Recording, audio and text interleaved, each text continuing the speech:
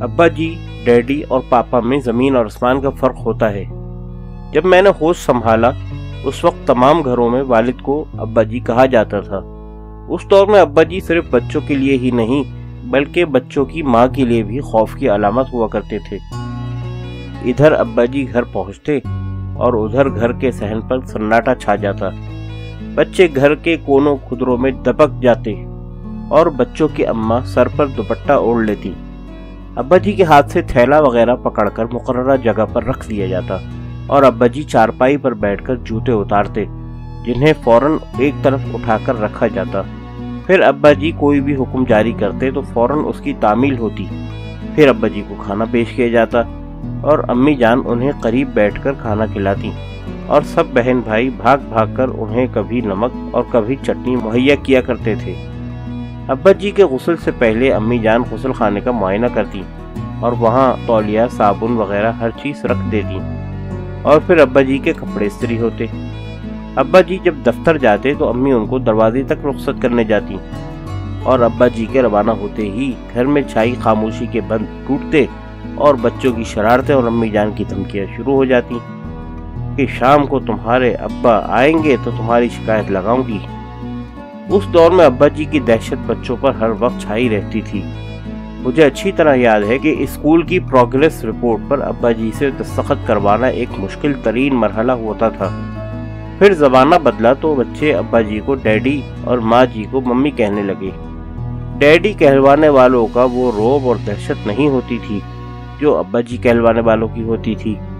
Daddy وہ حضرات تھے جو عورت اور مرد کی برابری پر یقین رکھتے تھے اور ان کا خیال تھا کہ بیوی اور بچوں کو ڈرا کر رکھنے کے بجائے ان سے دوستانہ تعلقات ہونے چاہیے۔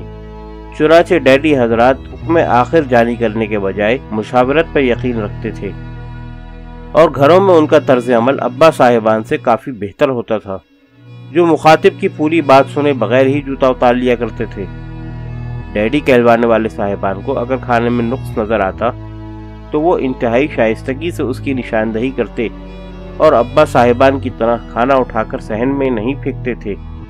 ڈیڈی کہلوانے والے بچوں کے سوالات کے جوابات انتہائی پیار و محبت سے دیتے اور بیوی کی طرف سے اٹھائے گئے مطالبات کے جواب بھی خندہ پیشانی اور دل بری سے دیتے اور گھروں میں توازن کی فضا برقرار رکھتے تھے۔ زمانہ اور آگے بڑھا اور ابا صاحبان کو پاپا اور والدہ کو ماما کہا جانے لگا۔ یہاں سے گھروں میں ایک بڑی تبدیلی آنا شروع ہوئی اور گھر میں حکمرانی کا تاج پاپا کے بجائے ماما کے سر پر سجایا جانے لگا اور پاپا کی حیثیت گھر میں ایک عام شہری جیسی ہو گئی۔ پاپا صاحبان جب دفتر سے گھر آتے تو ان کی طرف کوئی متوجہ نہ ہوتا۔